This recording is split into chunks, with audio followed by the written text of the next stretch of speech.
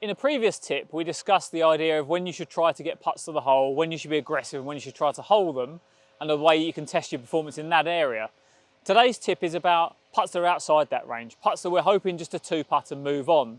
So I've created an exercise here where we've got balls placed out at 20, 30 and 40 feet from our hole. And the idea being we're going to hit each putt, we're going to roll them up to the hole side, and we're going to try and get each putt to finish within 10% of the putt's starting distance. So on my 20-foot putt here, I've already gone through my process of reading the green. It's a little bit off the right. I'm going to come in, set myself up, lots of looks at the hole, roll the ball up towards the target there. So we can see the ball breaking. It's pulled up short, maybe a foot, foot and a half short of the hole. I'm going to now move back to my ball at 30 feet and repeat the same process. So I'm now forcing myself to adapt, to change how much speed I'm putting into the golf ball. The putt's still off the right there, so I'm picturing where it might need to roll on its journey up to the hole. One last look at the hole there.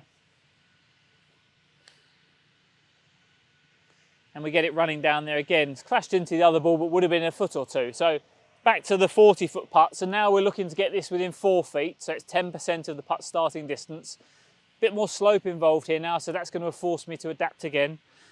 Still off the right, a little bit more up the hill. One last look at the hole. Okay, got it running up there pretty nicely. So once I've hit the 3 putts there, the aim now would be to come in and just to measure off where they're finished. So I would just simply do that with my feet, and we obviously had a bit of a crash here, but let's say these two are finished at just under 2 feet. And I've got another ball here that's finished 3 feet pretty much from the hole. So that'd be 7 feet in total. The aim across here, sort of a good par score, would be anything under 9 feet. So I would look at that and think I've been quite successful in terms of rolling the ball stone dead, not leaving myself too much work for my second putt.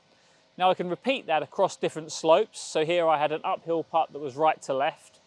I could quite easily go to the other side now and have a downhill putt that's left to right, start to test myself out, start to maybe track my score over time, start to see if there's any patterns of being worse on the downhill putt or the uphill or the right to left or the left to right, and there'd be areas you can then go and look into with your coach. But I think this is a really good exercise for understanding the importance of the first putt.